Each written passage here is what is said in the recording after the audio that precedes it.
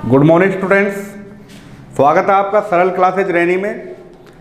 तो देखिए हम बात कर रहे हैं राजनीति विज्ञान की। तो राजनीति विज्ञान में भारतीय संविधान की जो विशेषताएं हैं उनमें हम इकाई 1 का अध्ययन कर चुके हैं। इकाई 1 का अध्ययन हम कर चुके हैं। आज हम इकाई 2 का अध्ययन करने जा रहे हैं जो कि आपके पार्ट सेकंड में स्थित है। तो देखिए इकाई सेकंड जो कि आपके भारत में शासन से संबंधित है, अर्थात भारत में सरकार से संबंधित है। कौन सी इकाई? इकाई सेकंड। अब इकाई सेकंड का जो पहला चैप्टर है वो है संसद, लोकसभा और राज्यसभा। क्या क्या है? संसद, लोकसभा और राज्यसभा। इकाई सेकंड की बात कर रहे हैं स्टूडेंट्स हम। ठीक, चैप्टर का नाम है संसद, लोकसभा और राज्यसभा। सबसे पहले हम बात करेंगे संसद की। किसकी बात करेंगे? संसद की। और संसद की बात करने से पहले हम बात करेंगे सरकार की। किसकी बात करेंगे? सरकार की, जिसे सरकार को शासन व्यवस्था या सरकार भी कहा जाता है। जैसे भारत की बात करें तो भारत सरकार कह देंगे, भारत की शासन व्यवस्था कह देंगे। ठीक है ना, दोनों शब्द हम उपयुक्त ले सकते हैं प्रयोग में। यहां हम बात कर रहे हैं संसद की। किसकी बात कर रहे हैं? संसद की। तो देखिए संसद, और संसद से पहले शासन। शासन को हम क्या कहेंगे? सरकार। क्या कहेंगे? सरकार। सरकार को इंग्लिश में गवर्नमेंट कहा जाता है। क्या कहा जाता है? गवर्नमेंट कहा जाता है। सरकार को इंग्लिश में गवर्नमेंट कहा जाता है। अब सरकार, तो सरकार के कितने अंग हैं? तो देखिए सरकार के अंग पूछ रहे हो। क्या पूछ रहे हैं? अंग। ठीक है ना, जिनमें इनका उल्लेख किया गया है। तो देखिए सरकार के हैं 3 अंग। कितने अंग हैं? 3 अंग। तो सरकार के 3 अंग हैं। अब ये 3 अंग कौन कौन से हैं?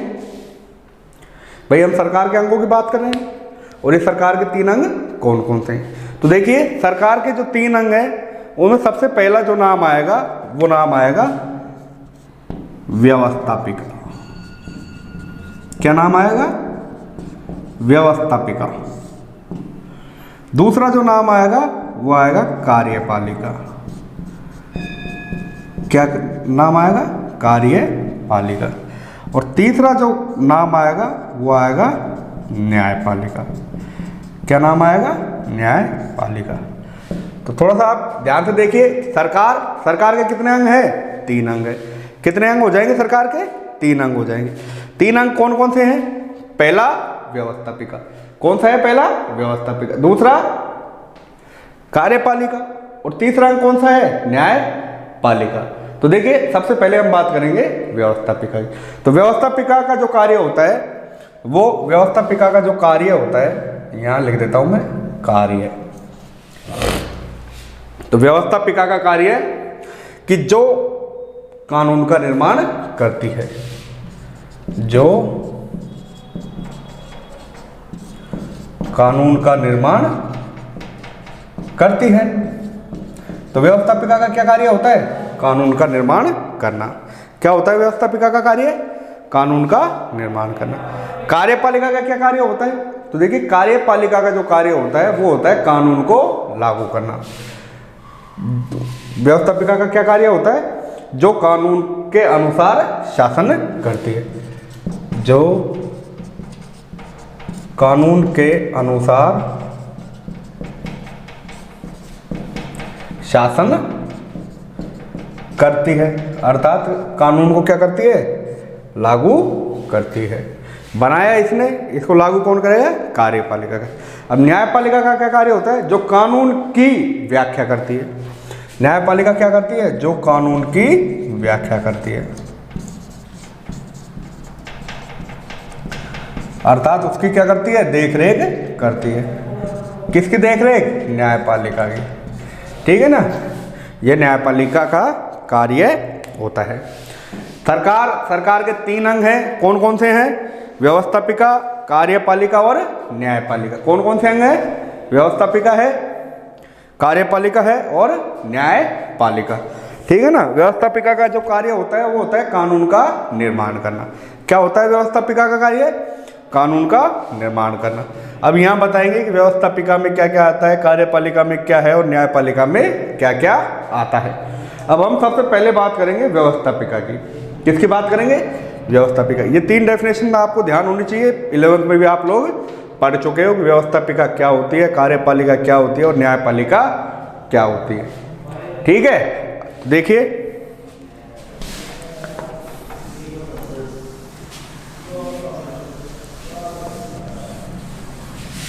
सरकार की बात करिए, 3 अंग होते हैं। कितने? 3। कौन कौन से? व्यवस्थापिका, कार्यपालिका और न्यायपालिका। व्यवस्थापिका का कार्य है कानून का निर्माण करना, कार्यपालिका का कार्य है कानून को लागू करना, ठीक है, या कानून के अनुसार शासन करना। न्यायपालिका का कार्य है कानून की देखरेख करना, कानून की व्यवस्था करना। ठीक है, तो देखिए अब हम बात करेंगे सबसे पहले व्यवस्थापिका की। किसकी बात करेंगे? व्यवस्थापिका की।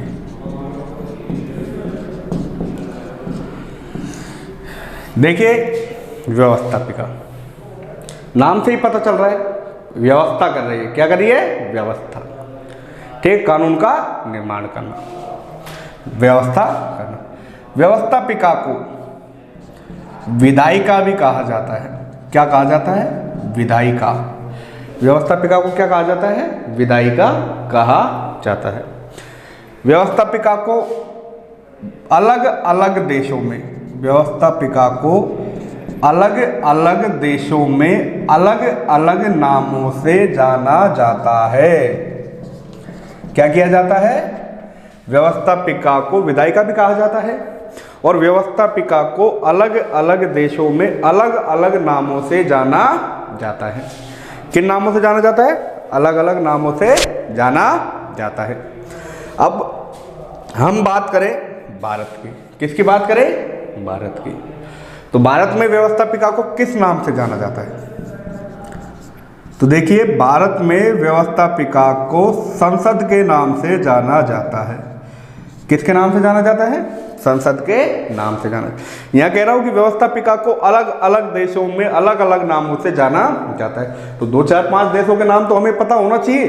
तो 2-4-5 देशों के नामों में पहला नाम भारत का आ गया, दूसरा नाम यहाँ ले लीजिए आप अमेरिका का। किसका ले लीजिए? अमेरिका। तो अमेरिका में इसको क्या कहा जाता है? अमेरिका में इसको कांग्रेस कहा जाता है। कांग्रेस। क्या कहा जाता है? कांग्रेस। ठीक है, उसके बाद ब्रिटेन में ले लो कि ब्रिटेन में इसको क्या कहा जाता है? ब्रिटेन में इसको कहा जाता है पार्लियामेंट। क्या कहा जाता है? पार्लियामेंट कहा जाता है। दूसरा नाम आप और ले लीजिए जापान का। किसका नाम ले लीजिए? जापान का। जापान में इसको डाइट कहा जाता है। किसको? व्यवस्थापिका को। देखिए हमने 4 देशों के नाम यहाँ ले लिए कि भारत में क्या कहा जाता है? संसद। अमेरिका में क्या कहा जाता है? कांग्रेस। ब्रिटेन में क्या कहा जाता है? पार्लियामेंट। क्या कहा जाता है? पार्लियामेंट। जापान में क्या कहा जाता है? डाइट। उसके बाद जैसे हम बात करें ईरान या इराक में क्या कहा जाता है? इराक में कहा जाता है मजलिस। क्या कहा जाता है? मजलिस। इराक में क्या कहा जाता है? मजलिस। चीन की अगर हम बात करें, चीन की अगर हम बात करें तो चीन में कहा जाता है National People's Congress. National People's Congress. तो ये उदाहरण बहुत है, ठीक है ना।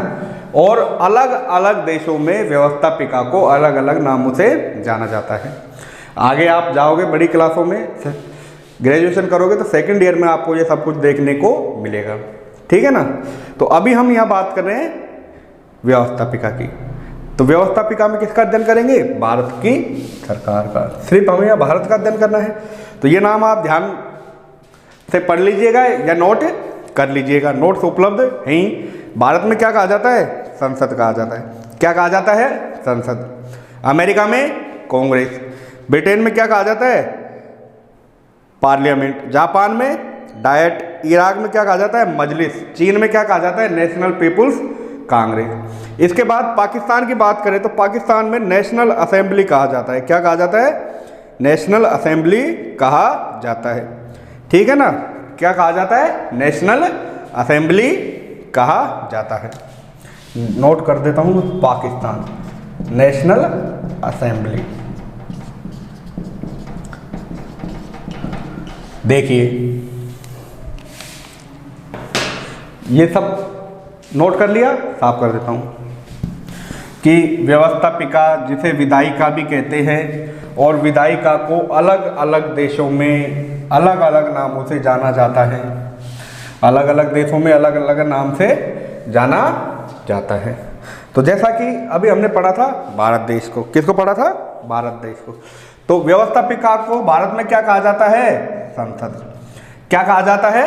संसद। इसे इंग्लिश में पार्लियामेंट भी कहते हैं। क्या कहते हैं? पार्लियामेंट। और हमारा संसद भवन कहाँ स्थित है? नई दिल्ली में स्थित है। कहाँ स्थित है? नई दिल्ली में स्थित है। संसद की अगर बात करें कि संसद भवन कहाँ स्थित है हमारा, तो भारत का जो संसद भवन है वो कहाँ स्थित है? नई दिल्ली में। कहाँ पर स्थित है? नई दिल्ली में। ठीक है ना। फिर पूछता है कि संसद के कितने सदन होते हैं? संसद के सदन, तो देखिए प्राचीन काल में भी दो समितियां होती थी, सभा और समिति। ठीक है ना। प्राचीन काल में भी दो संस्थाएं होती थी, एक का नाम सभा था, दूसरी का नाम समिति। ठीक है, सभा और समिति। ऐसे ही वर्तमान में भी संसद के दो सदन होते हैं, दो समितियां हैं। एक का नाम हो जाएगा लोकसभा। क्या नाम हो जाएगा? लोकसभा। दूसरी का नाम राज्यसभा। दूसरी का क्या नाम है? राज्यसभा है। ये संसद। अगर पूछता है कि संसद के अंग कितने हैं, क्या पूछता है? अंग। तो अंग राष्ट्रपति, लोकसभा और राज्यसभा, ये संसद के अंग माने जाएंगे। क्या माने जाएंगे? अंग माने जाएंगे। ठीक है ना। कि संसद के कौन कौन से सदन हैं? लोकसभा, राज्यसभा। वैसे ही अमेरिका में भी दो सदन हैं, ब्रिटेन में भी दो सदन हैं, उनका हम आगे थोड़ा अध्ययन करेंगे। तो अब बात करते हैं संसद है क्या। ये थोड़ा ध्यान रखिएगा कि प्राचीन काल में भी दो संस्थाएं थी जिनका नाम था सभा, समिति, और संसद के सदन वर्तमान में भी दो है, लोकसभा, राज्यसभा। अंगों की बात करें तो राष्ट्रपति और शामिल कर दिया जाएगा। अब देखिए आप आगे, तो देखिए संसद की बात कर रहे हैं हम लोग कि संसद केंद्र सरकार का विधायी अंग है। संसद केंद्र सरकार का विधायी अंग है। संसद क्या है? केंद्र सरकार का विधायी अंग है। किसका अंग है? केंद्र सरकार। संसदीय प्रणाली, संसद में कौन सी प्रणाली अपनाई जाती है? संसदीय प्रणाली। कौन सी प्रणाली अपनाई जाती है? संसदीय प्रणाली, जो कि भारत में वेस्ट मिनिस्टर प्रणाली पर आधारित है। किस पर आधारित है? ठीक है ना। जिस सरकार को वेस्ट मिनिस्टर मॉडल भी कहते हैं, वेस्ट मिनिस्टर मॉडल भी कहते हैं। कौन सा मॉडल कहते हैं? वेस्ट मिनिस्टर मॉडल भी कहते हैं संसदीय प्रणाली को। भारतीय लोक व्यवस्था में या भारतीय लोकतांत्रिक व्यवस्था में, किसमें? भारतीय लोकतांत्रिक व्यवस्था में संसद एक विशिष्ट व केंद्रीय स्थान रखती है। कि भारतीय लोकतांत्रिक व्यवस्था में संसद एक विशिष्ट व लोकतांत्रिक केंद्रीय व्यवस्था रखती है। अब संसद का उल्लेख कहाँ किया गया है? तो देखिए संविधान में मैंने आपको बताया था भागों की संख्या कितनी है? 22। कितनी है? 22। तो इन 22 भागों में से 4 भागों का हम उल्लेख कर चुके हैं। जैसे पहले देखा था भारत में शासन, ठीक है। उसके बाद दूसरा नागरिकता से संबंधित है, तीसरा जो था मूल अधिकारों से संबंधित था, चौथा नीति निर्देशक तत्वों से संबंधित था, और 4 के मूल कर्तव्यों से संबंधित था। अब कौन सा भाग आएगा? 5वां। तो सीधी सी बात है, टॉपिक से चल रहे हैं। तो संसद का उल्लेख भारतीय संविधान के भाग 5 में किया गया है। किस में किया गया है? भाग 5 में किया गया है। अनुच्छेद 79 से 122 तक संसद के शक्तियों, विशेषताओं, विशिष्ट कार्यों आदि का उल्लेख किया गया है। ठीक है ना। आदि के बारे में, शक्ति, संरचना, अवधि, विशेष अधिकार आदि के बारे में वर्णन किया गया है। तो संसद का उल्लेख भाग 5 में किया गया है। किस में किया गया है? तो संविधान के 5वें भाग में संसद का उल्लेख अनुच्छेद 79 से 122 तक किया गया है। ठीक है, ये थोड़ा ध्यान रह जाएगा। अब देखिए राष्ट्रपति, यहाँ अंग में हमने पढ़ा था राष्ट्रपति, क्या पढ़ा था भाई, सदन दो थे, लोकसभा राज्यसभा, अंगों में राष्ट्रपति और जोड़ दिया, क्या जोड़ दिया, राष्ट्रपति। तो देखिए राष्ट्रपति, ध्यान देने योग्य बात है कि राष्ट्रपति किसकी बात कर रहे हैं, राष्ट्रपति। तो राष्ट्रपति संसद के किसी भी सदन का सदस्य नहीं होता है, ध्यान दीजिएगा, राष्ट्रपति संसद के किसी भी सदन का सदस्य नहीं होता है, और राष्ट्रपति ना ही संसद के किसी भी सदन के सदस्य के रूप में भाग लेता है, ना ही संसद के सदस्य के रूप में भाग लेता है, और नहीं कभी संसद में राष्ट्रपति बैठता है, क्योंकि राष्ट्रपति का अलग से बैठक व्यवस्था होती है, जिसे राष्ट्रपति भवन कहा जाता है। क्या कहा जाता है, राष्ट्रपति भवन कहा जाता है। कि भारतीय संविधान में राष्ट्रपति संसद के किसी भी सदन का सदस्य नहीं होता है, ना ही राष्ट्रपति कभी संसद में बैठता है। ठीक है, ये बात ध्यान रखनी है। अब चलते हैं हम आगे। तो देखिए भारत में जो शासन प्रणाली है, संसदीय शासन प्रणाली, यह अमेरिका के स्थान पर, अमेरिका के स्थान पर किससे प्रभावित है, ब्रिटेन की पद्धति पर आधारित है। किसकी पद्धति पर आधारित है, ब्रिटेन की पद्धति पर आधारित है।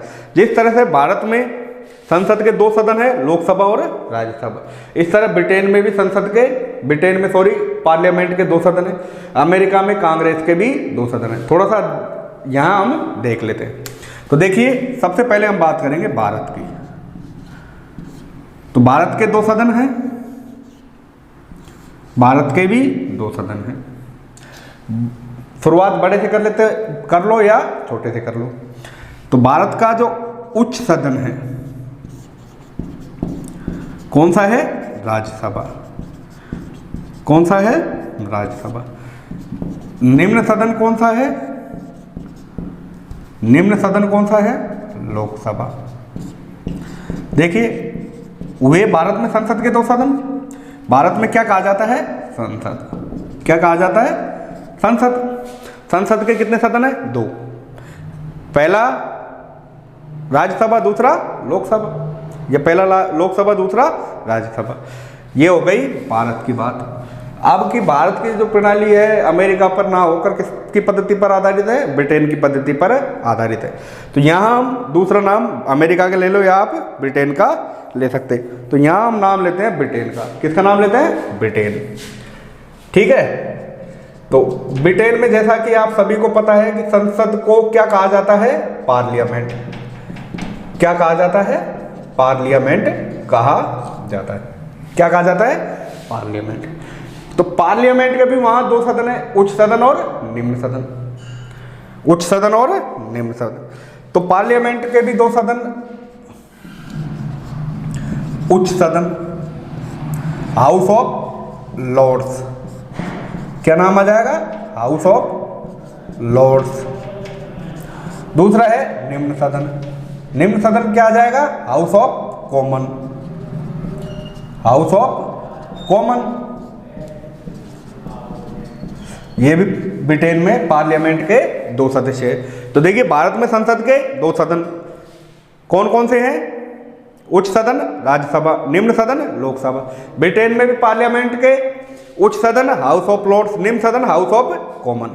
अब बात करते हैं अमेरिका। किसकी बात करते हैं, अमेरिका की, या संयुक्त राज्य अमेरिका आप जिसको कह सकते हो। अमेरिका में आपको पता है कि व्यवस्थापिका को या संसद को कांग्रेस कहा जाता है। इसके भी दो सदन हैं, एक उच्च सदन है और दूसरा निम्न सदन है। तो उच्च सदन की हम बात करें तो उच्च सदन का नाम है सीनेट। क्या नाम है, सीनेट। दूसरा अगर हम बात करें यहाँ निम्न सदन की, तो इसका निम्न सदन है हाउस ऑफ रिप्रेजेंटेटिव। क्या नाम है, हाउस ऑफ रिप्रेजेंटेटिव।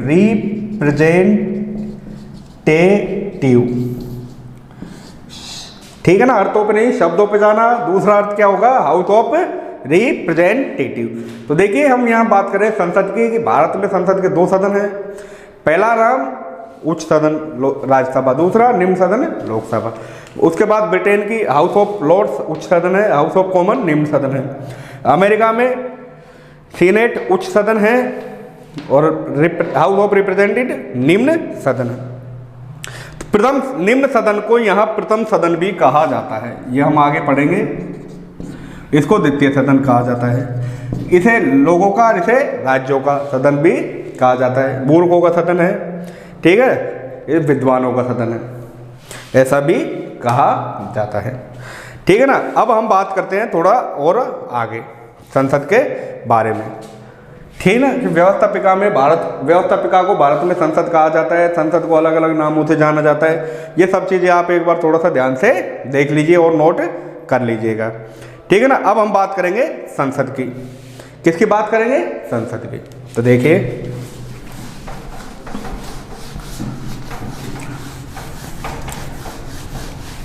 संसद की बात करेंगे कि संसद का जो मुख्य कार्य होता है, संसद का जो मुख्य कार्य होता है वो कानून तोड़ने वालों को दंडित करना है। संसद का मुख्य कार्य क्या है? कानून तोड़ने वालों को दंडित करना, संसद का मुख्य कार्य, ठीक है। तो देखिए, संसद के दो सदन है, राज्यसभा और लोकसभा।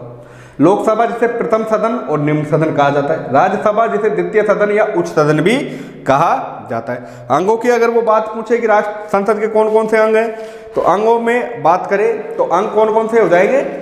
पहला राष्ट्रपति, दूसरा लोकसभा, तीसरा राज्यसभा, ठीक है ना। संसद जिसे विधायिका या पार्लियामेंट भी कहते हैं, संसद को क्या कहते हैं? विधायिका या पार्लियामेंट भी कहते हैं। संसद का उल्लेख, अब बात करते हैं संसद के उल्लेख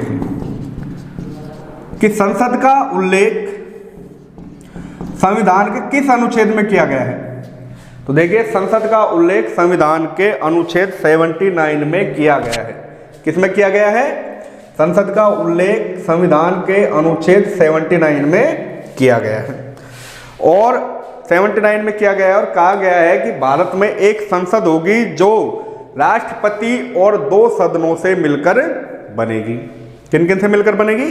राष्ट्रपति और दो सदनों से मिलकर बनेगी, जो क्रमशः लोकसभा और राज्यसभा होंगे, ठीक है ना। कौन कौन से सदन होंगे? लोकसभा और राज्यसभा। अब उसके बाद पूछता है कि संसद सदस्य बनने के लिए क्या क्या योग्यता होनी चाहिए। संसद सदस्य बनने के लिए क्या क्या योग्यताएं होनी चाहिए? तो योग्यताओं में क्या क्या होना चाहिए? पढ़ते आ रहे हो यार, भारत का नागरिक होना चाहिए। क्या होना चाहिए? भारत का नागरिक होना चाहिए, ठीक है ना। संसद का सदस्य बनने से पहले उसको क्या क्या होना चाहिए? भारत का नागरिक होना चाहिए। वह भारत या राज्य सरकार में, वह भारत में राज्य या केंद्र सरकार के अधीन किसी सरकारी पद पर कार्य ना हो, किसी लाभ के पद पर कार्यरत ना हो। वह किसी न्यायालय द्वारा दिवालिया व पागल घोषित ना हो, कि वह किसी न्यायालय द्वारा दिवालिया व पागल घोषित ना हो, ठीक है ना। वह संसद के द्वारा कानून के अंतर्गत निर्धारित अन्य योग्यताओं की क्या करता हो? पूर्ति करता हो, ठीक है ना। ये हो जाएगा, योग्यताओं में हो जाएगा। अब योग्यताओं के बाद क्या आती है? शपथ आती है। क्या आता है? शपथ आती है। कार्य आते हैं।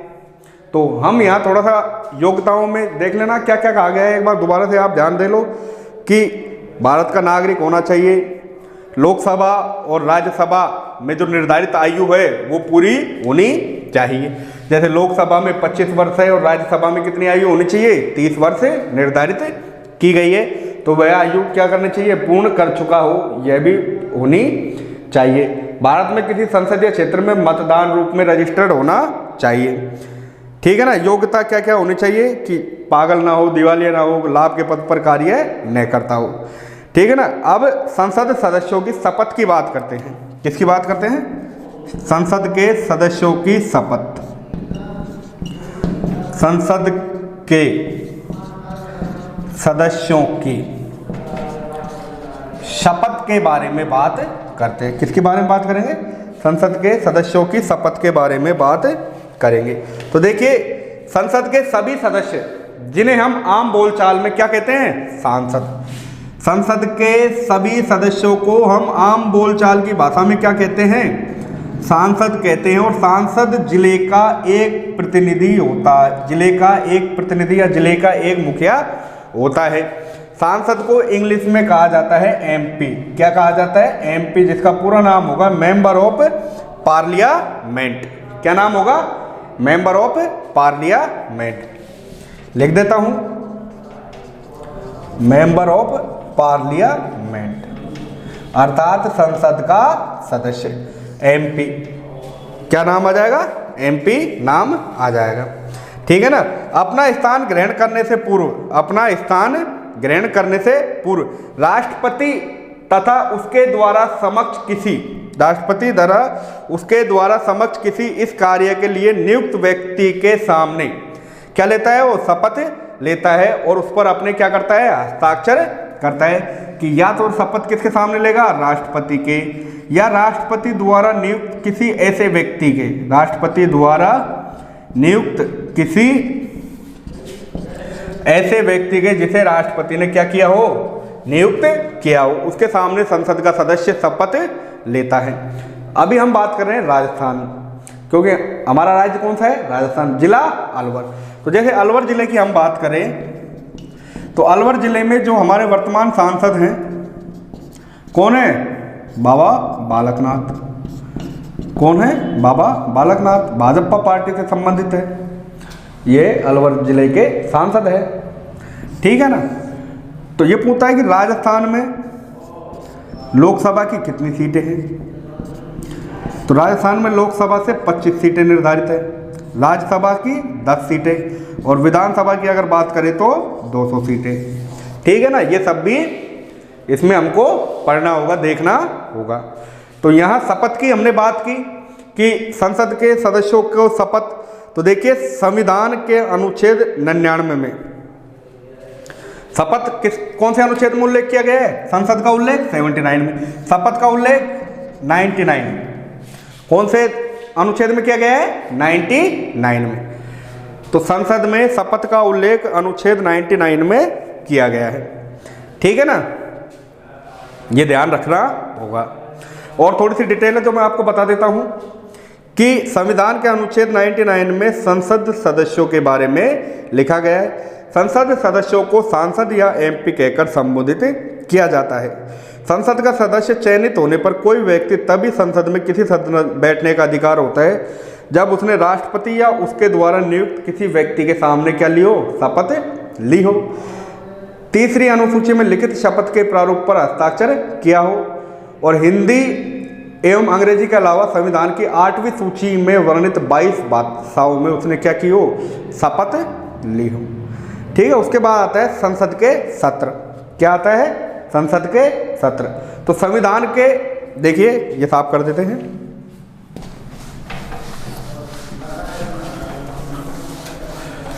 संसद का उल्लेख 79 में किया गया है। शपथ राष्ट्रपति या उसके द्वारा किसी नियुक्त व्यक्ति के सामने ली जाती है।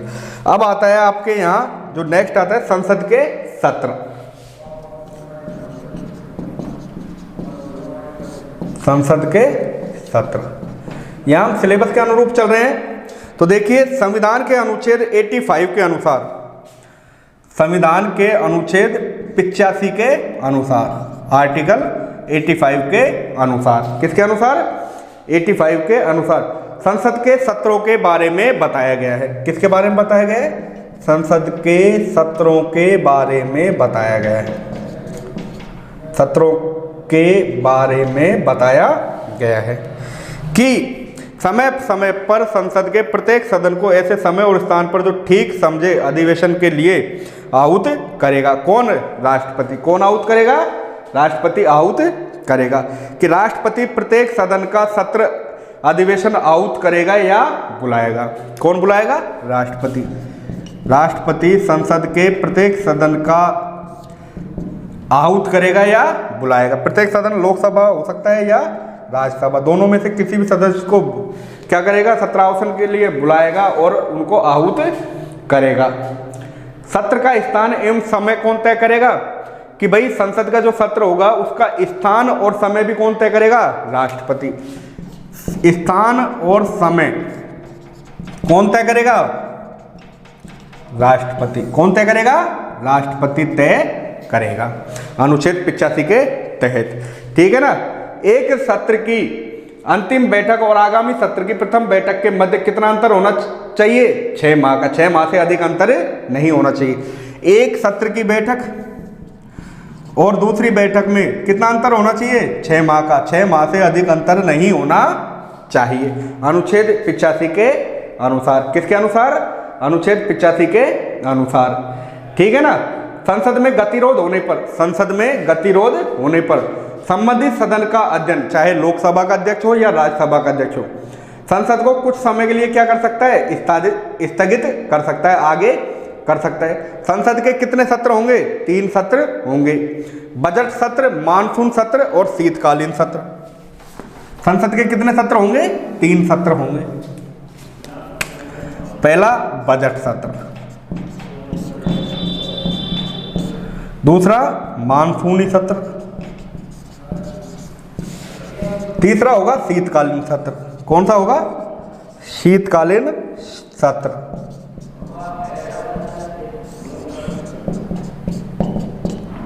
तो जैसा कि आप सभी को पता होना चाहिए कि जो बजट सत्र होता है वो फरवरी से मई तक होता है। कब तक होता है? फरवरी से मई तक होता है बजट, फरवरी से मई तक होता है। दूसरा है मानसून सत्र, जुलाई से सितंबर तक होता है। जून में छुट्टी होती है ना गर्मियों की, जुलाई से सितंबर तक होता है। उसके बाद शीतकालीन जो सत्र होता है, शीतकालीन सत्र नवंबर दिसंबर में होता है। कब होता है? नवंबर दिसंबर में होता है। ये ध्यान रखने ना आप लोग कि संसद के सत्रों को बुलाता कौन है, उनको कौन बुलाएगा, कौन स्थगन करेगा? राष्ट्रपति करेगा। ठीक है ना। गतिरोध हो जाता है तो संसद का कोई भी सदन, जैसे लोकसभा या राज्यसभा का अध्यक्ष, उसको क्या कर सकता है? थोड़े समय के लिए स्थगन कर सकता है। 3 सत्र होते हैं, बजट सत्र, मानसून सत्र, शीतकालीन सत्र। ठीक है ना। इनकी ये अवधि होती है। फरवरी मई में बजट सत्र होता है, मानसूनी सत्र जुलाई सितंबर में होता है। ठीक है ना।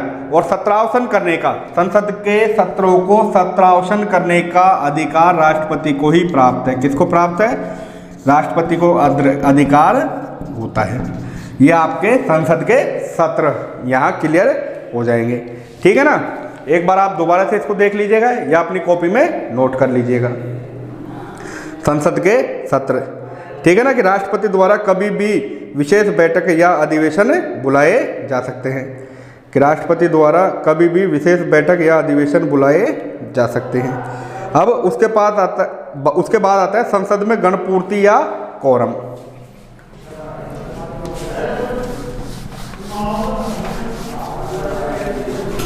संसद में गणपूर्ति या कोरम। देखिए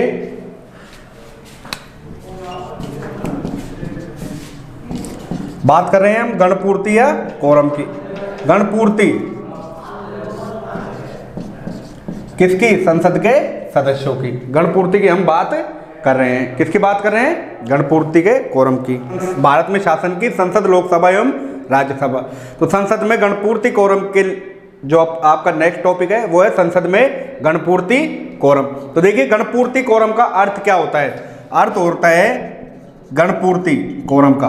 गणपूर्ति कोरम का अर्थ यह होता है कि सदन की गणपूर्ति का अर्थ है सदन की सदस्य संख्या का 10वां भाग, कुल सदस्य संख्या का 10वां भाग। गणपूर्ति का अर्थ होता है, गणपूर्ति का अर्थ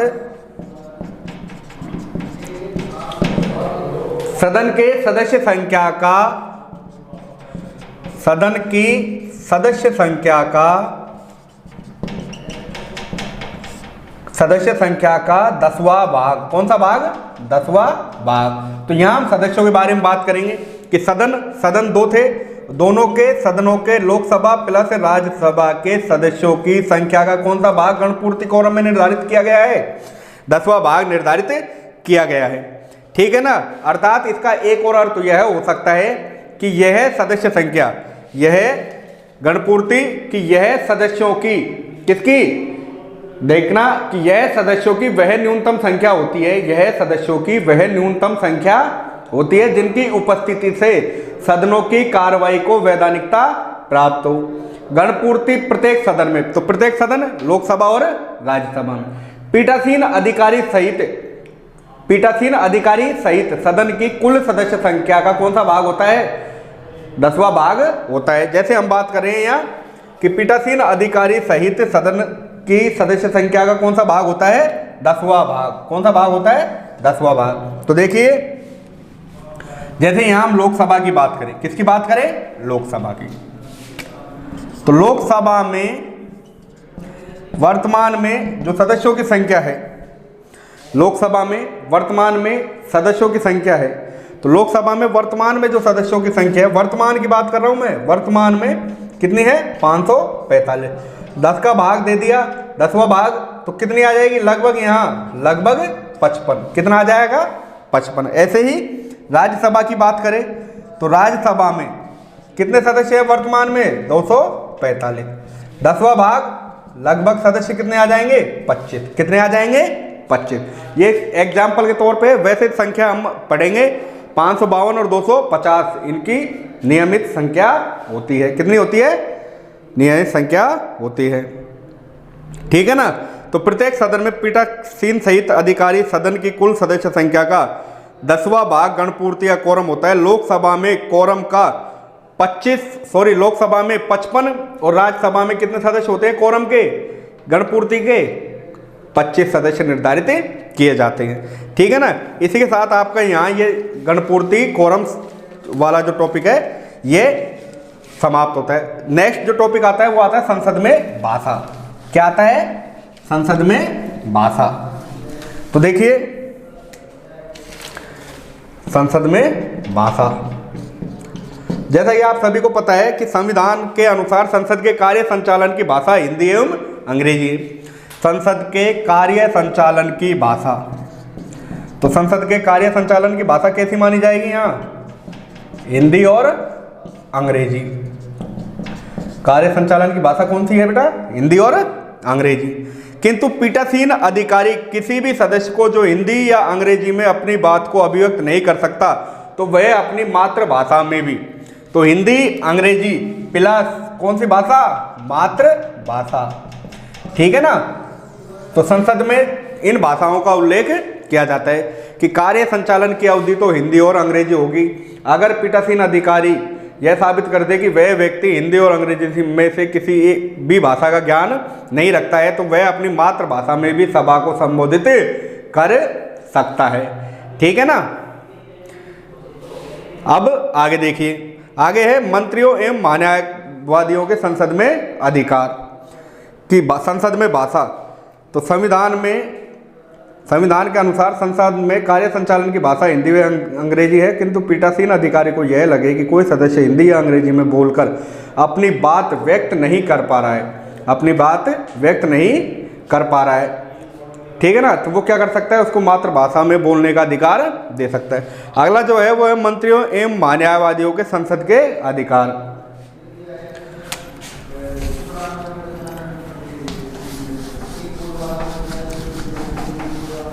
मंत्रियों एवं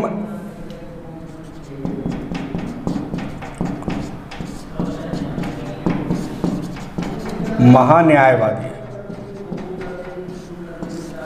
ठीक है ना, के संसद में अधिकार,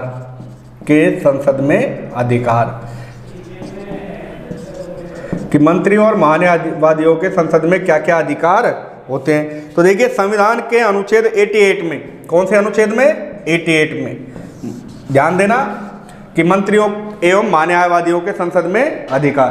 तो अनुच्छेद 88 में प्रत्येक केंद्रीय मंत्री है और भारत के न्यायवादी को संसद में निम्न अधिकार प्राप्त है, कि प्रत्येक मंत्री को और भारत के न्यायवादी को निम्न अधिकार प्राप्त है कि दोनों को किसी भी सदन की कार्यवाही में भाग लेने का अधिकार है। मंत्रियों को और न्यायवादी को, कि दोनों को किसी भी सदन की कार्यवाही में क्या ले सकता है? वो दोनों मंत्री और न्यायवादी किसी भी सदन की कार्यवाही में भाग ले सकते हैं, किसी भी सदन की कार्यवाही में भाग ले सकते हैं। आगे देखना, उसके बाद दूसरा क्या करेंगे वो, कि दोनों को किसी भी सदन में बोलने का अधिकार है, किसी भी सदन में बोलने का अधिकार है, दोनों को किसी भी सदन में बोलने का अधिकार है। ठीक है ना। ये अनुच्छेद 88 के तहत मंत्रियों एवं न्यायवादी को क्या दिए गए हैं? अधिकार दिए गए हैं। केंद्रीय मंत्री को उसी सदन में मतदान का अधिकार है। केंद्रीय मंत्री को उसी सदन में मतदान का क्या है? अधिकार है। ठीक है ना, जिसका वो सदस्य है। इसी के साथ आपके संसद का यहाँ टॉपिक खत्म होता है। उसके बाद यहाँ हम अध्ययन करेंगे राज्यसभा और लोकसभा का। किसका अध्ययन करेंगे? राज्यसभा का और लोकसभा का अध्ययन करेंगे। तो देखिए, राज्यसभा और लोकसभा की हम बात करें तो संसद के 2 सदन हैं। कौन कौन से? लोकसभा और राज्यसभा। कौन कौन से सदन है? राज्यसभा और लोकसभा। ये संसद के क्या हो जाएंगे? सदन हो जाएंगे। अगर हम बात करें संसद के अंगों की, किन की बात करें? अंगों की, तो संसद के यहाँ जो अंग हो जाएंगे वो कौन कौन से अंग हो जाएंगे? राष्ट्रपति, लोकसभा और राज्यसभा। इन सभी का हमें क्या करना है? अध्ययन करना है। तो देखिए, हमने यहाँ बात की थी शासन की। तो शासन में सबसे पहले कि संसद संविधान के कौन से भाग में निहित है? संसद संविधान के 5वें भाग में निहित है। अनुच्छेद 79 से 122 तक, अर्थात 79 से 122 तक इसका उल्लेख किया गया है। संसद का क्या कार्य होता है? देखिए, संसद का जो कार्य होता है विधि निर्माण का कार्य होता है। क्या होता है? विधि निर्माण। संसद को व्यवस्थापिका कहते हैं, जो सरकार के 3 अंगों में शामिल है। व्यवस्थापिका को अलग अलग देशों में अलग अलग नामों से जाना जाता है। ये सब मैं नोट्स उपलब्ध करवा चुका हूँ। और भी कोई समस्या हो तो आप मुझसे पूछ सकते हैं। ठीक है ना। इनका आप अध्ययन कीजिए, ध्यान से इसको समझिए। कल हम पढ़ेंगे राज्यसभा के बारे में। किसके बारे में? राज्यसभा के। तो राज्यसभा संसद का उच्च सदन है। राज्यसभा क्या है? संसद का उच्च सदन है। और लोकसभा संसद का निम्न सदन है। राज्यसभा द्वितीय सदन है। राज्यसभा क्या है? द्वितीय सदन है। राज्यों का सदन राज्यसभा। राज्यों का सदन कौन सा आ जाएगा? राज्यसभा आ जाएगा। तो देखिए स्टूडेंट्स, ये जो टॉपिक पढ़ रहे हैं 21 सेकंड भारत में शासन, संसद, लोकसभा एवं राज्यसभा, ये आपका जो बेस है उसी के अनुसार हम यहाँ पढ़ रहे हैं। ठीक है ना। वैसे इनमें बहुत सारी और भी बातें जो आप आगे क्लासों में जाओगे तो आपको समझने में आएगी, और आपको इनको ध्यान से पढ़ना है और समझना है। फिर भी अगर कोई समस्या हो तो आप मुझे मेरे पर्सनल नंबर पर संपर्क कर सकते हैं। ठीक है ना, कि ये सब बातें हमने यहाँ पढ़ ली है, इनका अध्ययन कर चुके हैं। ठीक है, इसी के साथ आज की वीडियो को यहाँ समाप्त करते हैं और नेक्स्ट वीडियो में हम राज्यसभा का अध्ययन करेंगे। Thank you.